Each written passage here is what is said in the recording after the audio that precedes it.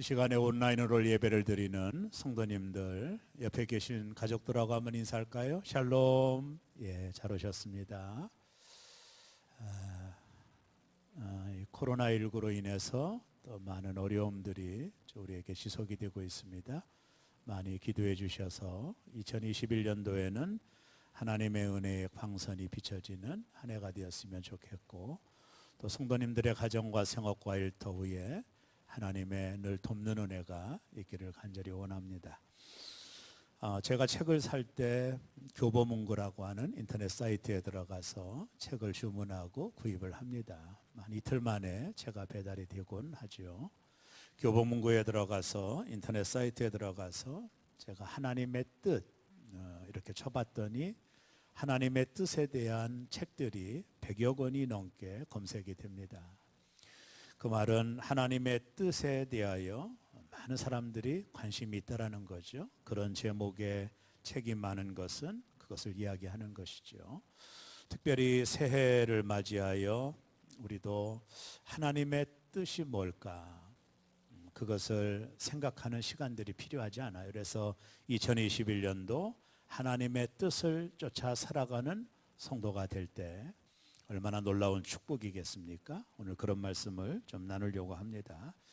이 땅에 수많은 종교들이 있습니다. 기독교 외에 수많은 종교들이 있는데 다른 모든 종교들의 목적은 내 뜻을 이루는 거죠. 어떤 자신들이 믿는 신에게 기도하고 또 그 신을 기쁘게 해드려서 자신의 목적을 이루는 일에 이 땅의 종교들이 있는 겁니다. 그러나 기독교는 전혀 다릅니다.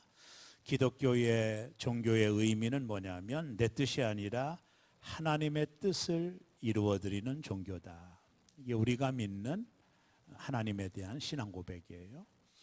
예수님도 겟세마네 동산에서 마지막 밤 기도하실 때 내 뜻대로 마옵시고 아버지의 뜻대로 되기를 원합니다. 이러면서 하나님의 아들 예수님조차도 아버지의 뜻이 자신을 통해 이루어지기를 기도했단 말이죠. 그래서 기독교의 복음은 세상의 모든 종교들은 자신의 목적을 이루는데 그 포커스가 맞춰져 있지만 기독교 복음은 내 목적이 아니에요. 내 뜻이 아니라 하나님의 뜻, 나를 통해서 하나님의 뜻이 이루어지는 종교, 그것이 우리가 믿는 하나님이시다, 이렇게 말할 수 있습니다.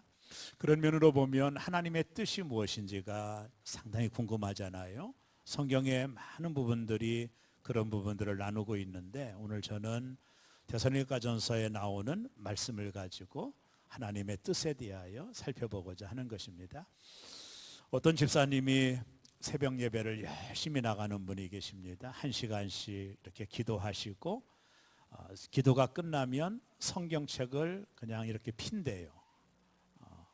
어디 피고 싶어서 피는 것이 아니라 성경책을 딱 펴서 딱 자신의 눈에 들어오는 말씀이 오늘 하나님이 나에게 주시는 말씀이라고 받고 그 말씀대로 순종하며 살았다고 합니다. 그랬더니 자신의 삶에 하나님의 놀라운 동행과 축복이 있더라는 거죠. 이 집사님을 보고 기도도 하지 않고 신앙생활에 열심도 없던 분이 이 집사님을 흉내냈습니다. 그래서 자기도 집에서 성경을 딱 폈더니 어떤 성경에 나오냐면 마태복음 27장 5절이 딱 나오더래요. 거기 이렇게 써 있습니다. 유다가 스스로 목매달아 죽으니라. 이분이 너무나도 놀래가지고 이게 좀 내가 잘못 폈나 보다. 그래서 다시 성경을 덮고 또 딱 폈더니 어디가 나오느냐 하면 누가복음 10장 37절 가서 너도 이와 같이 하라. 재미난 내용이고 유머지만은 우리에게 주는 의미가 많이 있다라고 봅니다. 구원받은 성도가 이 땅을 사는 동안 중요하게 생각해야 될 것이 뭐냐면 하나님의 뜻을 따라 살아가는 것이죠. 이것이 대단히 중요합니다. 그러기 위해서는 하나님의 뜻이 무엇인지를 아는 것이 대단히 중요합니다. 하나님의 뜻을 알려고 하면 두 가지 관점이 있다고 봐요. 하나는 넓은 의미입니다. 한마디로 말하면 하나님이 역사를 주관하신다라는 거죠. 하나님이 역사를 주관하실 때 하나님의 뜻대로 역사를 주관하시는 거예요. 그래서 우리가 영어의 히스토리라고 하는 역사라고 하는 단어의 뜻이 히즈와 스토리의 합성어거든요. 그래서 그의 이야기, 이게 이제 역사가 되는 것입니다. 그래서 하나님은 하나님의 뜻대로 역사를 이끌어 가신다. 역사가 운행되고 이끌어가는 데는 하나님의 뜻이 작용한다는 거예요. 이게 넓은 의미로 하나님의 뜻이죠. 좁은 의미로는 뭐냐면 나를 향한 하나님의 뜻이 무엇이냐는 거예요. 이건 대단히 중요한 문제라고 봐요. 나를 향한 하나님의 뜻. 하나님은 나에게 어떤 뜻을 가지고 계실까? 그것을 아는 것은 대단히 중요합니다. 빌립보서 2장 13절에 여러분 성경을 보면 너희 안에서 행하시는 이는 하나님이시니 자기의 기쁘신 뜻을 위하여 너희에게 소원을 두고 행하게 하시나니. 자, 여기 보면 너희 안에라고 하는 말은 하나님이 우리 안에 계시다라는 거예요. 자, 그 하나님이 어떻게 한다고요? 자기의 기쁘신 뜻. 하나님이 우리 안에 계시고 우리 안에서 하나님이 기뻐하시는 뜻을 우리에게 알려주시고 다음엔 어떻게 한다고요? 하나님께서 일하신다. 오늘 빌립보서 2장 13절은 이런 의미입니다. 하나님의 택함 받은 하나님의 자녀들 안에 하나님이 계시고 그리고 그 하나님은 하나님의 기쁘신 뜻을 우리에게 일러주시고 그리고 우리로 하여금 그 뜻을 이루도록 일하시는 하나님이시라는 거예요. 대단히 중요한 말씀을 하고 있는 거죠. 그래서 우리 안에 계시는 하나님이 하나님의 기쁘신 뜻을 우리에게 주시고 그 뜻을 이루시는 하나님, 일하시는 하나님이라는 뜻입니다. 한마디로 말하면 저와 여러분을 통해 하나님의 뜻이 이루어지도록 하나님이 역사하신다라는, 이건 대단히 중요한 신앙의 고백이라고 봅니다. 왜 그럴까요? 하나님이 우리의 아버지 되시기 때문에 그렇습니다. 여러분, 우리가 자녀를 낳으면 자녀를 향한 부모의 뜻이 있잖아요. 아이가 건강하게 자라기를, 또 공부 열심히 하기를, 또 정직하기를, 또 악한 길에 빠지지 않기를, 또 훌륭한 사람이 되기를, 존경받는 사람이 되기를, 부모는 끊임없이 자녀에 대한 부모의 뜻이 있는 거예요. 그 뜻을 자녀들이 이루어졌으면 좋겠다라는 생각을 하는 것입니다. 너무나도 선한 뜻이죠. 이와 마찬가지로 하나님은 우리의 아버지가 되시기 때문에 아버지 되시는 하나님이 자녀인 우리를 향한 뜻이 계시다라는 거예요. 이건 너무나도 당연한 거라고 봅니다. 그래서 오늘 우리가 읽은 데살로니가전서 5장 18절 끝절에 보면 이렇게 성경은 말합니다. 이것이 그리스도 예수 안에서 너희를 향하신 하나님의 뜻이니라.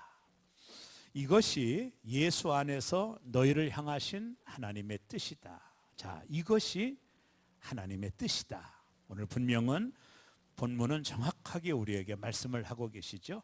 이제 우리를 향하신 하나님의 뜻을 저는 살펴보고자 하는데요. 먼저는 이 말씀을 나누기 전에 우리가 기억해야 될 게 있어요. 그건 뭐냐면 우리가 하나님의 뜻을 이룰 수 있도록 하나님이 우리를 도와주시고 우리에게 하나님의 뜻을 이룰 수 있는 자원을 먼저 주셨다라는 거예요. 이것이 믿음으로 받아들여야 됩니다. 우리 안에 하나님의 뜻을 이루고 살아갈 수 있도록 하나님이 자원을 먼저 우리에게 주셨다라는 사실을 먼저 알아야 됩니다. 그것을 알아야 오늘 말씀이 이해가 됩니다. 자, 그러면 하나님의 뜻은 이것이다라고 했는데 오늘 본문은 세 가지 정도를 우리에게 전해주고 있습니다. 자, 첫째가 항상 기뻐하라. 우리 한번 방송을 듣는 분들도 한번 해볼까요? 항상 기뻐하라. 이것이 하나님의 뜻이라고 하네요. 여러분, 그런데 어떠세요? 기쁘세요? 여러분, 기쁘신가요? 물론 기쁜 일이 있으면 기쁘죠. 내가 좋은 일을 만났을 때, 또 내가 바라는 일들이 이루어졌을 때 우리 참 기뻐요. 근데 문제가 뭐냐면 이 항상이 문제입니다. 아니, 어떻게 항상 기뻐할 수 있을까? 기뻐할 일이 있으면 기뻐하라면 문제는 쉽잖아요. 근데 항상 기뻐하라고 하는 것이 우리 마음에 걸린단 말이에요. 우리 모두 항상 기뻐할 수 있을까? 이게 모든 일에 기뻐하라는 뜻 아니겠습니까? 제가 지난주 제 아내가 이런 말을 하더라고요. 여보, 설교할 때 얼굴 좀 펴. 이러더라고요. 설교할 때 얼굴 좀 펴. 마음에 좀 찔림이 있었습니다. 야, 나부터 이게 참 어려운 문제겠구나. 어떻게 항상 기뻐할 수가 있을까? 나도 참 부끄럽더라고요. 어떻게 항상 기뻐하라 할 수 있을까? 이게 명령인데 어떻게 그게 가능할까? 이 말은 상황과 상관없이 어떠한 상황 속에서도 기뻐하라는 뜻이거든요. 근데요, 이게 예수 밖에 있는 사람들에게는 불가능한 명령이에요. 여러분, 예수 믿지 않은 사람들이 항상 기뻐한다면 아마 그 사람은 정신병원에 가야 될 거예요. 그렇지 않습니까? 나쁜 일이 있어도 기뻐하고 좋은 일이 있어도 기뻐한다면 그분은 문제가 있는 거예요. 그러나 이게 예수 안에서 기뻐한다라고 하는 것이 가능하다라는 겁니다. 오늘 이 본문 말씀을 제가 계속 묵상하면서 예수 밖에 있는 사람들에게는 항상 기뻐하는 것이 불가능하겠지만 예수 안에 있는 사람들에게는 가능하기 때문에 하나님이 명령하시는 거거든요. 우리가 할 수 없는 것을 하나님이 명령하여 우리를 어렵게 만드는 분이 아니거든요. 우리가 항상 기뻐할 수 있다라는 거예요. 예수 안에 있는 자들에게는 항상 기뻐할 수 있다라는 것입니다. 자, 우리가 이 말씀을 한번 객관적으로 살펴봅시다. 정말로 항상 기뻐할 수 있을까? 우리는 되게 불가능하다고 생각하는데 가능하기 때문에 하나님이 명령하신 거잖아요. 그렇다면 우리는 성경 속에 나와 있는 많은 인물들을 추적할 필요가 있어요. 저와 여러분처럼 구원받은 하나님의 택함 받은 사람들이 그 어떤 상황 속에서도 기뻐하는 태도가 성경에 나온다면 우리가 이게 이해가 되는 말이잖아요. 그들도 우리와 똑같은 사람이었지만 그들도 항상 기뻐했다면 항상 기뻐할 수 있는 것이구나 하는 것을 이해가 된단 말이에요. 많은 성경의 인물이 있지만 그 대표적인 사람이 바울입니다. 여러분, 바울이 빌립보 지방에 들어가서 복음을 전할 때 귀신 들린 사람이 여자 하나가 계속 바울을 아주 어렵게 만들었어요. 그러니까 바울은 너무나도 자신을 어렵게 하니까 바울이 그 여자 속에 있는 귀신을 내어 쫓아주었어요. 이게 얼마나 좋은 일입니까? 귀신에 잡혀 인생이 망가진 여자를 고친 거잖아요. 근데 이게 문제가 됐습니다. 이 여자를 통해 점을 치고 수입을 얻었던 이 여자의 주인이 바울을 공회로 끌고 가서 매를 때리고 바울과 실라를 감옥에 가두게 됩니다. 여러분, 우리가 그런 상황이 벌어졌다면 어떨까요? 억울하지 않습니까? 하나님의 말씀을 전하고 귀신 들린 사람을 고쳐준 것은 기쁜 일이잖아요. 근데 이 일로 억울하게 매를 맞고 빌립보 감옥에 바울이 갇히게 돼요. 얼마나 많은 매를 맞았는지 몰라요. 다리에 착고를 채우고 그 감옥에 있었단 말이에요. 아마 저 같으면 어떨까요? 하나님, 이게 뭡니까? 뭐가 잘못된 겁니까?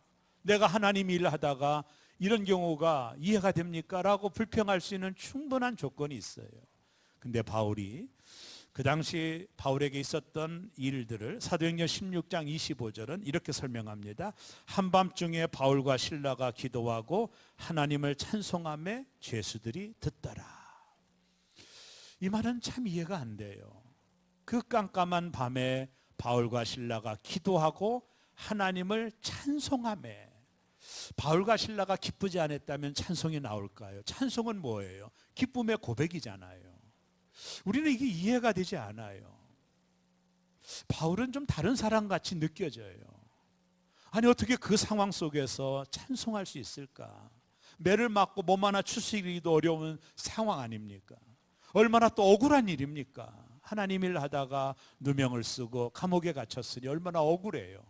근데 바울과 실라가 하나님을 찬송하더라. 바울과 실라 속에 기쁨이 있었다라는 거예요. 이게 놀라운 거죠. 이걸 역설적인 표현이죠. 여러분, 하박국 선지자를 보면 외양간에 소가 없고 뭐 밭에 소출이 없고 다 없잖아요. 그러면서 하박국 선지자가 뭐라고 말합니까? 나는 여호와로 인하여 기뻐하고 즐거워하노라. 상황은 전혀 기뻐할 상황이 아닌데도 하박국 선지자는 여호와로 인하여 나는 기뻐하고 즐거워한다. 자, 보세요. 너무나도 많은 예가 성경에 나오지만 우리가 알 수 있는 건 뭐냐면 예수님 하나님 안에 있었던 사람들이 상황을 초월하여 기뻐하고 있다는 것을 발견할 수 있는 거예요. 성경은 그것을 우리에게 전해주고 있습니다. 항상 기뻐하는 태도를 보여준 성경의 내용들이 너무나도 많아요. 우리는 여기에서 어떤 결론에 도달하게 되나요? 하나님 안에 있는 사람들은 기뻐할 수 있는 거구나. 하나님의 안에 있는 사람들은 상황이 아니라 그 상황을 초월한 하나님이 주시는 기쁨이 있구나 하는 것을 성경을 읽으면서 발견하게 돼요. 제가 말씀을 준비하며 이 기뻐하라는 단어를 다 찾아봤어요. 얼마나 많이 나오는지 몰라요. 근데 그 기뻐했던 사람들의 스토리를 보면 기뻐할 수 있는 상황이 아닙니다. 어떻게 보면 절망과 좌절할 수 있는 상황 속에서도 그들은 기뻐하고 있다는 것을 발견하게 돼요. 이게 상황을 뛰어넘는 하나님의 능력이구나. 이것을 발견하게 됩니다. 그래서 오늘 데살로니가전서 5장 18절은 이렇게 말합니다. 그리스도 예수 안에서. 이게 아주 중요한 메시지예요. 예수 안에서 우리는 항상 기뻐할 수 있다는 거예요. 여러분, 예수 안에 있다라는 게 뭡니까? 구원받은 거예요. 하나님의 은혜로 구원받은 기쁨이죠. 여러분, 이것은 상황을 초월한 기쁨입니다. 내가 하나님의 자녀가 되고 영원한 천국에 들어갈 수 있다라는 구원의 기쁨, 여러분 이것을 우리가 누리고 있지 않습니까? 이 기쁨이, 이 구원의 기쁨이, 구원받은 이 기쁨이 그 상황을 초월하여 기뻐할 수 있도록 만드는 거예요. 이유가 거기 있는 겁니다. 어떤 조건이 아닙니다. 내가 좋은 일을 당해서가 아니고 기쁜 일을 당해서가 아니라 어떤 상황이 아니라 내가 하나님의 자녀가 되고 구원받았다는 이 사실 앞에서 어떠한 상황 속에서도 구원의 기쁨이 우리에게 있다라는 거예요. 그래서 너희가 항상 기뻐하라는 거예요.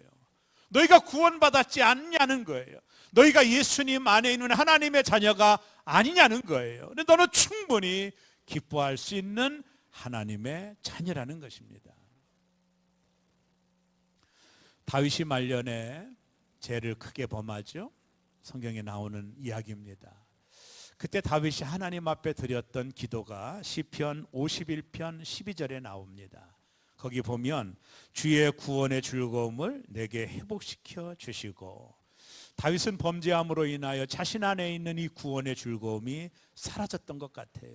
그래서 하나님 앞에, 하나님 내가 다시 한번 구원의 즐거움을 회복시켜 달라고 하나님 앞에 기도한 거예요. 자, 뭘 의미하나요? 우리 안에 있는 이 구원의 기쁨이 상실되는 이유가 뭘까요? 바로 죄 때문이라는 거예요. 하나님과의 관계 속에서 죄 문제가 풀려지지 않으면 이 구원의 즐거움을 우리가 회복해야 돼요. 이 구원의 즐거움이 없는 이유는 하나님과 나와의 관계 속에서 있는 죄 때문이에요.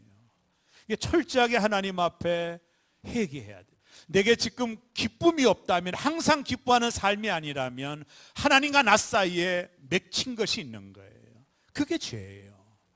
그 죄를 해결하지 않는 한 이 구원의 기쁨을 우리가 누리기가 어려워요. 그래서 오늘 항상 기뻐할 수 있는 이유는 우리 안에 죄 문제가 해결되고 하나님을 진정 하나님과의 관계 속에서 회복의 역사가 일어날 때 그분이 공급하는 이 구원의 기쁨을 회복할 수 있다는 거예요. 사랑하는 새롬의 성도 여러분, 기쁨은요 구원의 결과입니다. 여러분 다 구원받지 않았습니까? 하나님의 자녀가 되지 않았나요? 충분히 기뻐할 수 있는 자원을 하나님이 은혜로 우리에게 주신 것입니다. 어떤 것을 만나든 어떤 상황에 있든 간에 이 구원의 기쁨을 날마다 우리 가운데 선포할 수 있는, 이게 신자의 매력이 아니겠습니까? 항상 기뻐할 수 있는 저와 여러분 모두 되시기를 주의 이름으로 축원합니다. 너무나도 중요한 말씀을 하고 있는 거예요. 우리 안에 기쁨이 없다면 하나님과의 관계 속에 문제가 있는 거예요. 내 안에 하나님과의 관계 속에 죄가 있든가, 그러면 내 안에 기쁨이 없는 거예요. 오늘 철저하게 우리의 잘못된 부분을 회개하고 다시 한번 구원의 기쁨을 회복하시는 2021년 저와 여러분 다 되어지시기를 주의 이름으로 축원합니다. 둘째는요, 쉬지 말고 기도하라는 거예요. 저는 이 말씀을 놓고 설교를 준비하며 하나님, 이게 과연 가능할까요? 우리가 얼마나 바쁜데 쉬지 말고 기도할 수 있을까요? 이런 생각을 한번 해봤어요. 여러분, 쉬지 말고 기도한다는 것이 이게 얼마나 어려운 일입니까? 여러분, 그러나 기도가 뭔지를 잠깐 살펴보면 공감이 되는 얘기입니다. 여러분, 우리가 숨을 쉬지 않으면 우리가 죽잖아요. 우리 영혼의 호흡을 기도라고 말하는 거예요. 그래서 영적으로 내가 살아있다라는 것은 쉬지 말고 기도한다라는 결과예요. 영혼의 호흡이거든요. 그렇다면 우리가 쉬지 말고 기도한다라고 하는 이 말을 구체적으로 살펴보면 어떤 의미가 있을까? 쉬지 말고 기도하라고 하는 뜻이 헬라어로 프로슈케스테라고 하는 단어를 씁니다. 헬라어로 말이죠. 이 단어의 뜻이 뭐냐면 피조물이 하나님께 접근하는 모든 생각과 태도와 말과 행동을 포괄하는 뜻이에요. 쉬지 말고 기도하라고 하는 것은 하나님과의 관계구나. 피조물이 하나님과의 관계를 말하고 있는 단어예요. 그러니까 우리가 기도한다라는 것이 입술의 열매뿐만 아니라 하나님과 늘 관계를 맺으라는 거예요. 나의 태도가 하나님께 맞춰지고 나의 생각이 하나님께 맞춰지고 나의 말이 하나님께 맞춰지는 하나님과의 관계 속에서 벌어지고 있는 영적인 작용, 이것이 쉬지 말고 기도하라고 하는 뜻이 담겨져 있는 의미입니다. 여러분, 많은 분들이 기도를 내가 가지고 있는 문제를 해결하는 수단 정도로만 생각을 하는 거예요. 많은 분들이 기도를 내 소원이 이루어지는 수단으로 하는 것으로만 생각을 하는데 그렇지 않아요. 기도는요, 내 문제를 해결하는 방법이 아니에요. 기도는요, 하나님과의 관계입니다. 자, 우리에게 자녀들이 있습니다. 여러분, 자녀가 부모와의 관계가 없이 한 달에 한 번, 두 번 와가지고 돈만 달라고 한다면 이건 부자지간에 문제가 있는 거예요. 부모가 정말 원하는 것은 함께 늘 관계를 맺고 싶은 거예요. 아버지와 늘 함께 하고 싶은 거예요. 그게 부모가 원하는 겁니다. 그래서 기도라고 하는 것은 내 소원을 이루기 위해서 하나님께 나아가는 것뿐만 아니라 하나님과의 관계를 말하는 거예요. 친밀한 관계를 말하는 거예요. 여러분, 친밀해지려면 자주 만나야 되잖아요. 그래서 쉬지 말고 기도가 필요한 거예요. 하나님과의 관계가 깊어지는 거예요. 왜요? 우리는 하나님의 자녀이기 때문에 그렇습니다. 자녀가 되었다면 아버지와 관계를 쌓아가야 돼요.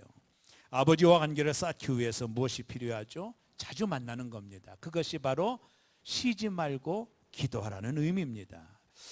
여러분, 하나님 아버지는 자신에게 나오는 자녀들을 하나님의 자녀로 만들어 가셔요.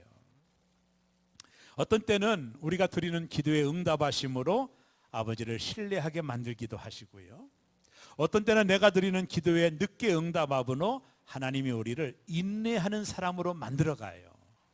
또 어떤 때는 하나님께서 내가 구한 것과는 다른 것을 주심으로 하나님의 뜻을 알아가도록 하나님이 나를 이끄셔요. 이것이 아버지와의 관계 속에서 맺어지는 기도의 축복이에요. 결국 기도는 하나님과의 관계다. 아버지의 마음을 알아가고 기도를 통해 인내를 배우고 기도를 통해 하나님의 뜻이 무엇인지를 알 수 있는 것은 쉬지 말고 기도하는 자들이 누리는 하나님의 축복이에요. 관계가 깊어지는 거예요. 그래서 쉬지 말고 기도하라고 말하는 겁니다. 근데 이것은 매우 어렵죠. 참으로 어려워요. 그래서 하나님이 우리에게 그렇게 할 수 있는 자원을 주셨는데 그게 뭐냐면 성령 하나님을 보내주신 거예요.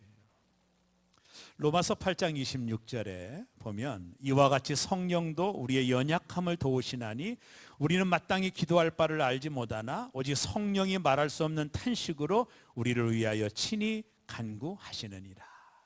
하나님께서 우리로 하여금 쉬지 말고 기도할 수 있도록, 아버지와의 관계를 늘 맺을 수 있도록 성령 하나님을 우리에게 보내주셨더라는 거예요. 여러분, 우리가 성령에 민감하지 않으면 기도는 마치 벽 앞에 서 있는 것 같은 감정을 느껴요. 제 경우는 그렇습니다. 성령이 우리 안에 계심으로 우리의 기도를 도와주시고 아버지를 가까이 하도록 만들어주셔요. 성령 하나님이 우리를 그렇게 인도해 주시는 거예요. 기도할 수 없는 우리의 연약함을 도와서 우리로 하여금 친히 간구해 주시는 것, 이게 성령의 역사입니다. 만약 하나님께서 성령을 우리에게 주시지 않고 쉬지 말고 기도하라 하셨다면 이것은 정말로 고역일 거예요. 그러나 하나님께서 우리에게 성령을 주시고 그 성령이 우리의 기도를 도와주시기 때문에 쉬지 말고 기도할 수 있는 것입니다. 사랑하는 여러분, 성령 의지하셔서 날마다 쉬지 말고 기도함으로 하나님과의 관계가 깊어져가는 새로움의 성도들 우리 모두 되시기를 주의 이름으로 축원합니다. 마지막은요, 범사에 감사하라입니다. 오늘 본문에서 가장 중요한 말씀입니다. 데살로니가전서 5장 18절, 범사에 감사하라, 이것이 그리스도 예수 안에서 너희를 향하신 하나님의 뜻이니라. 여러분, 범사가 뭐예요? 모든 일이에요. 우리는 좀 잘못 생각할 수 있어요. 하나님, 어떻게 모든 일에 감사할 수 있어요? 좋은 일도 있고 나쁜 일도 있는데, 좋은 일 있을 때는 감사가 가능하지만 모든 일에 감사라는 것은 참으로 어려운 게 아닙니까? 라고 말할 수 있어요. 우리가 이 본문을 순종하며 살아가려면 우리가 이해해야 될 것이 하나가 있어요. 그게 뭐냐면 하나님의 주권입니다. 감사는요, 하나님의 주권을 믿을 때 가능한 거예요. 어떤 주권일까요? 하나님이 나를 이끄시고 인도하신다라는 주권이에요. 자, 로마서 8장 28절이 이렇게 말하죠. 우리가 알거니와 하나님을 사랑하는 자, 곧 그의 뜻대로 부르심을 입은 자들에게는 모든 것이 합력하여 선을 이루느니라. 아주 중요한 말씀이죠. 하나님은 모든 것을 합력하여 선을 이루신다. 우리가 기쁜 일을 만났을 때도, 내가 슬픈 일을 만났을 때도, 내가 고난을 겪을 때도, 내가 어려움을 겪을 때도 하나님은 이 모든 것을 합력하여 선을 이루신다라는 것을 믿을 때 우리는 범사에 감사할 수 있는 겁니다. 이걸 믿지 못하면 감사할 수 없어요. 범사에 감사하는 것은 불가능한 겁니다. 제가 옛날에 읽었던 책 중에 멀건 캐로도스라고 하는 분이 쓴 감옥 생활에서 찬양 생활로라는 책이 있습니다. 이 책은 이분이 이제 군대에 입대하여 잘못된 마음을 먹고 탈영해서 탈영범이 되는 아주 과거가 좋지 않은 인생을 살아요. 그러다가 하나님을 이분이 인격적으로 만나고 나서 이분이 삶의 목표를 3가지로 잡았습니다. 뭐냐면 항상 기뻐하라, 쉬지 말고 기도하라, 범사에 감사하라. 이분의 책에 보면 이런 얘기를 합니다. 삶에서 일어나는 모든 것을 있는 그대로 감사하며 받아들이라. 내가 당하는 모든 일을 그냥 있는 그대로 받아들이고 감사하라는 거예요. 왜냐하면 하나님께서 합력하여 선을 이루신다라는 거예요. 끝이 아니라 선을 이루는 과정 속에 우리가 있다라는 거예요. 참새 한 마리도 천부께서 허락하지 않으면 땅에 떨어지지 않고 우리의 머리털까지 세심받으시는 하나님이 우리를 이끄시고 계시다라는 거예요. 그래서 어떤 상황 속에서도 나를 이끄시고 나를 인도하시는 하나님을 믿게 될 때 상황에는 상관이 없이 모든 일에 감사할 수 있다라는 거예요. 여러분, 다시 한번 데살로니가전서 5장 18절을 주목해 보세요. 범사에 감사하라, 이것이 그리스도 예수 안에서 너희를 향하신 하나님의 뜻이니라. 여기 이것이라고 하는 이 말을 주목해 보세요. 이 말은 단수형입니다. 쉽게 말하면 항상 기뻐하라, 쉬지 말고 기도하라를 가리키는 단어가 아니에요. 이건 뭘 가리키냐면 범사에 감사하라. 이것은 범사에 감사하는 것입니다. 이것이 그리스도 예수 안에서 너희를 향하신 하나님의 뜻이다. 오늘 본문의 키워드는 이겁니다. 뭐냐면 우리가 범사에 감사하는 이것이 하나님의 뜻이라는 거예요. 여러분, 모든 일에 감사할 때 기뻐할 수 있는 거예요. 안 그렇습니까? 모든 일에 감사할 때 기도가 터지는 거예요. 결국에 키워드는 뭐예요? 모든 일에 감사하는 것입니다. 사랑하는 새로움의 성도 여러분, 오늘 이 말씀을 듣는, 온라인으로 방송을 듣는 사랑하는 교우 여러분, 오늘 이 말씀, 항상 기뻐하라, 쉬지 말고 기도하라, 범사에 감사하라, 이것이 그리스도 예수 안에서 너희를 향하신 하나님의 뜻이니라. 2021년 난 우리 새롬교회가 저를 포함하여 우리 모든 분들이 항상 기뻐했으면 좋겠어요. 교회 올 때는 정말로 기쁨의 얼굴로 왔으면 좋겠어요. 그리고 새롬교회 성도들이 쉬지 말고 기도함으로 하나님과의 관계가 깊어지는 한 해가 되었으면 좋겠어요. 그리고 새롬교회 성도들이 모든 일에 상황을 초월하여 감사하는 성도가 되었으면 좋겠어요. 이런 성도들이 새롬교회에 많으면 여기가 천국 아닐까요? 어떤 재미난 유머집에 이런 말이 써 있더라고요. 사탄전서 1장 1절과 3절. 항상 낙심하라, 쉬지 말고 원망하라, 범사에 불평하라. 이는 너희를 향한 마귀의 뜻이니라. 재미나죠? 여러분, 2021년 나는 새롬교회가 저를 포함해서 우리 모든 분들이 좀 항상 기뻐하는 교회가 되었으면 좋겠습니다. 그리고 쉬지 말고 기도하고 특별히 모든 일에 정말로 감사할 수 있는 성도가 되었으면 좋겠어요. 원망과 불평을 내려놓고 모든 일에 감사의 제목을 찾고 모든 상황 속에서 감사할 수 있는 정말로 매력적인 새롬교회 성도들 다 뒤주셔서 이 교회가, 새롬교회가 천국을 이루어가는 복된 교회가 되기를 주의 이름으로 축원합니다. 기도하겠습니다.